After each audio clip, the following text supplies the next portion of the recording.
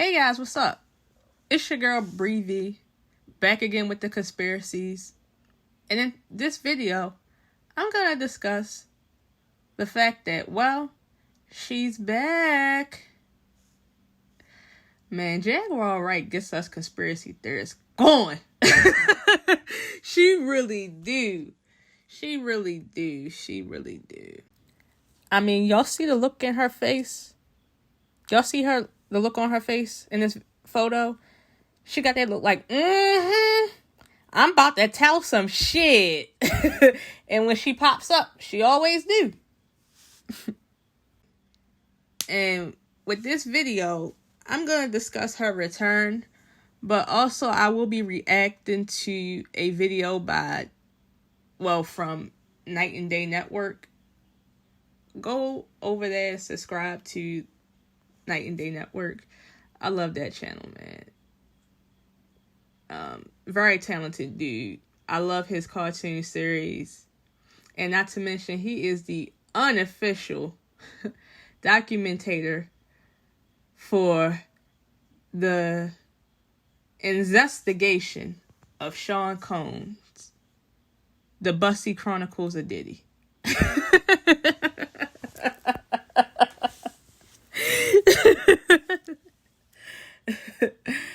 But before I jump into the video, don't forget to like, comment, subscribe, and hit that notification bell so you can be tuned in any and every time I post a new video. So, as I said, I will be reacting to Night and Day Network's video of Jaguar Wright recently popping back up to the public. Damn, I wish I can react, like shoot and do it live. But I'm still trying to figure out how to do all that when it comes to doing reaction videos. But I cannot wait till I can start doing reaction videos. But yeah, I am kind of going to be doing a reaction to Night and Day Network's video on Jaguar Wright. Because Jaguar Wright recently has been missing in action. Look, she does not need no introduction. You already know since last year, Jaguar Wright has been exposing the music industry, especially Black Hollywood. And say what you want about Jaguar Wright. Yeah, she may be crazy. Yeah, she may be bitter, but shit, when you went through what she went through, wouldn't you be too? And the music industry is a very dirty and demonic business. It'll make anybody bitter. And run for the hills as well. I mean, you see how dead in the eyes your faves be looking? I'm just saying here. But I'm going to be reacting to parts of this video because Jaguar Wright dropped some really interesting things. And I have my theories to some of the things that she dropped. She talks about, well, go see the video for yourself. The link will be down in the description box below. But she talks about R. Kelly, why she disappeared. But what really caught my ear and my eyes was when she started talking about ghostwriting, why she's been missing, and how dirty the industry is when it comes to trying to set people up. So, one part I'm gonna react to first is her talking about how they blackmail people in the music industry. So let's jump into it. I'm gonna tell you how unfair this business is. The men get groupies and baby moms. The girls, we get managers and husbands. Most of the time your manager is your husband because your husband's trying to be around and make sure you ain't getting, somebody slipping something into your drink and getting some dirty pictures on you so that they can blackmail you into doing a show for $10,000 less. Yes, that happens. It happens. I believe her on that one. I really do. I do believe that they do stuff like that and they catch these artists at these underground parties, these award show after parties, Diddy's parties. Doing some very unquestionable things that they don't want to get out, that they don't want their homeboys back home to see them, their groupies, their women, or their family members. Very humiliating stuff. And see, my thing is this. If you're going to do some shit that you're going to be embarrassed about later, then don't do it. Don't do it. Don't do it. If you're going to be humiliated by it later, and you know that you are going to get blackmailed for doing that, and if you're not, just don't do it. Just don't do it. Just don't do it. Because this is the type of shit you have to do when you get to Hollywood. If you are, well, anybody, no, doesn't matter if you're a male or a female, they're going to have you do some type of gay shit. I mean, there's nothing wrong with that, but I'm just saying, if that's not who you are, and you're just being gay for pay, and you're going to be ashamed about it later, don't do it. And not to mention, one thing about the devil and about Jesus Christ, God, the difference between both of their blessings. When you get a blessing, well, ask God for blessings, God will give it to you, but you got to work for it. However, when it comes to Satan, Satan gives it to you right away, but Satan's going to want something in return. And it's not going to be pretty at all. It's going to come at the price of your soul. And that's how they get these artists to be puppets, by getting blackmail on them in Hollywood. So yes, if you are an artist, aspiring actor or actress, or athlete, this is the world you have to step into. Some people call it conspiracy, but it's been too many people coming out about this shit. I'm just saying here, like, everyone can't be lying. Now, as far as what goes on at these parties, now, some things that do happen is out of some of these people's control, because they drug stuff, they lace things in the alcohol, in the blunt, and they get these people, sadly, while they unconscious. And that's how they blackmail them too. But yeah, this is a type of stuff you gotta deal with if you want to get in Hollywood. It's not right. It's not right at all. But sadly, some of our people see this 3D shit, the luxury, the cars, the clothes, and think that these artists have a great life, and think that these celebrities are living a life of luxury. When in reality, they are living a nightmare, dealing with the fact that they sold their souls for material shit that is temporary. Yeah, they look good in it, but in the end, their soul is gone. Like I said, why you think so many of your favorite celebrities look so dead in the eyes? No matter how much money they have, they're still unhappy. It's not worth it, y'all. It's really not. Now, in the next clip, she discusses R. Kelly. But when she discusses him, well, in the part that she talks about that really caught my ear, was when she was talking about how everyone that was in the Surviving R. Kelly documentary knew about what he was doing. So, let's roll the clip. That's why this whole Me Too movement is so funny to me. Watching that whole R. Kelly stuff was insane to me. Because half of the people that was on there acting surprised were helping him do what he was doing. They was cool with it. He was writing hits. Who cares if he's messing over a bunch of young women, messing up their minds, messing up their bodies? He makes hits. Now, this is a common theme that is in the industry. The industry, Hollywood in general, is not a good place for children to be around. Because a lot of these, you see how these former child stars turn out on drugs, commit suicide, in and out of rehab. Even the ones who started out as child stars and who are now A-listers today, even they are messed up in the minds. Or even robotic. I mean, come on. Y'all see the free Britney movement going on, right? With Britney Spears, her whole situation. And the parents are the ones who really need to be locked up, if you ask me. Not just the predators that prey on these children in the industry, but the parents too, because a lot of these parents sell their children out to Hollywood for fame, for money, but mostly money to take care of their asses instead of finding a job for themselves.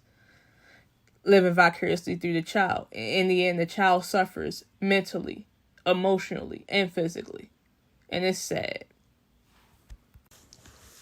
In the next clip that I'm reacting to, well, the next part of the clip, is when she brings up Jill Scott and Erykah Badu. And if for those that do know, we know that they have been two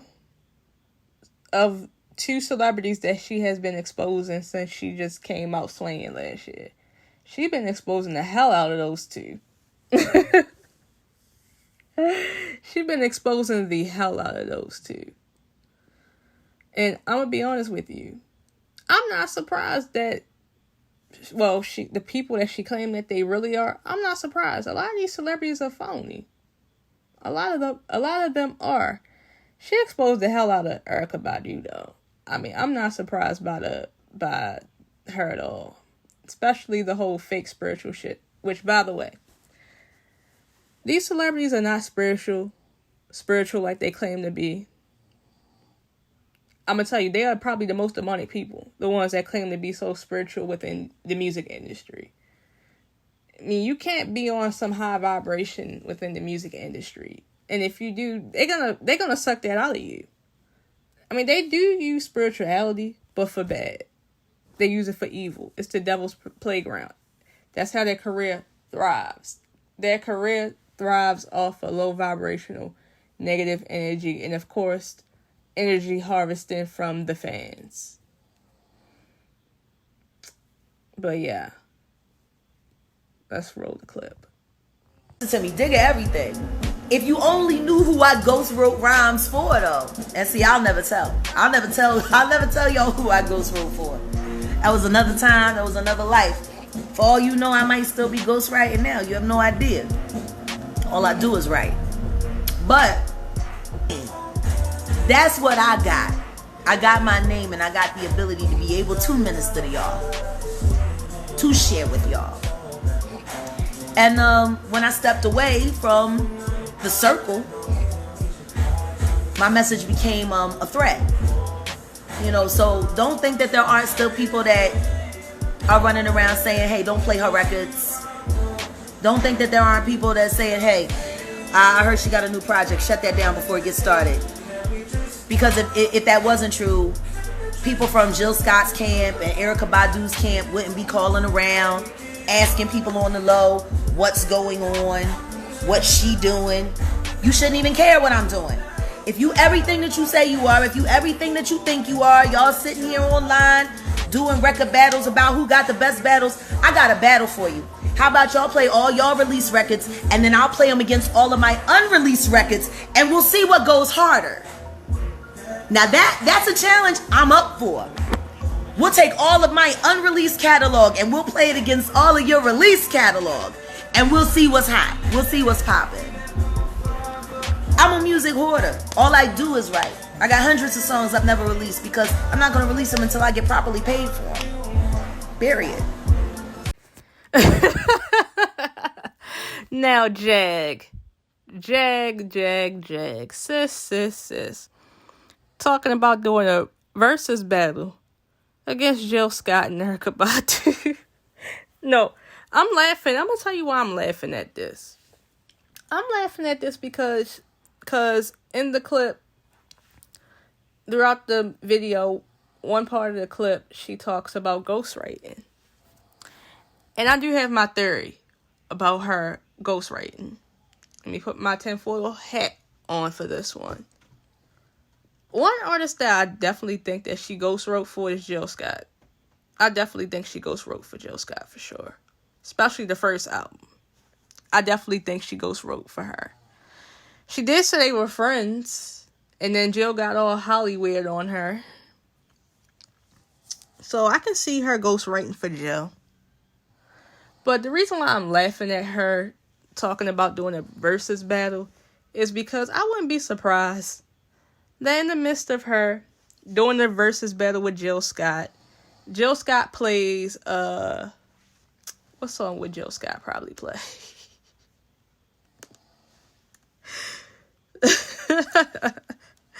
I guess, can't get in the way of what I'm feeling. And Jaguar Wright comes back with the reference track to the song.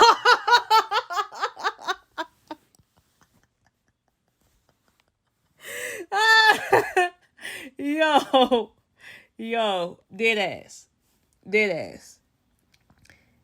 Jill plays Golden. Jaguar plays the reference track. I'm joking, but you never know. But her wanting to do a versus with Erykah Badu, what you gonna do, Jag? Play the reference track, The Bag Lady? Shit, I wouldn't be surprised. I wouldn't be surprised if she wrote for Erykah Badu too. But I definitely think she wrote for Jill Scott though. Ghost wrote. I definitely think she did.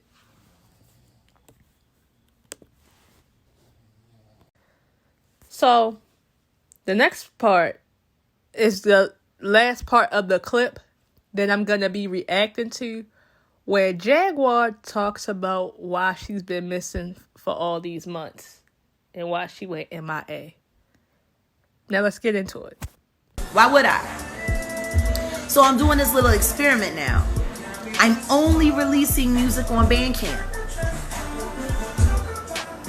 And after that's finished, then I'll make it available for streaming on Spotify and stuff like that. But I'm only releasing music on Bandcamp right now. So the EP that I'm working on is only going to be available on Bandcamp. The single that I dropped on the low, I had released it once before, but I don't think I really announced it. So we just re-released it today. It's available today. Tell me what you think. It's funny because the song is called Ask Me. And the reason why I re-uploaded it and made it available for y'all to go cop is because it's about everything that's happening to me right now. I got people running around asking, what's she doing? Y'all want to know why I stepped off for a year? Because I needed nobody to know what I was doing.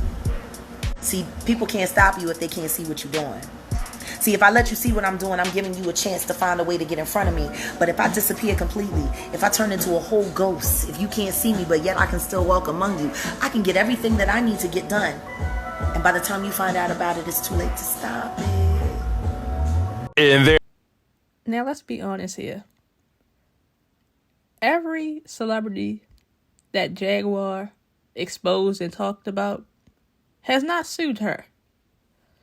Tevin Campbell said he was going to sue her. He never sued her, but honestly, all Jaguar was doing was regurgitating the story about Tevin Campbell and his arrest that happened years ago. So, how could he sue her for something that's already been out in the public from the tabloids?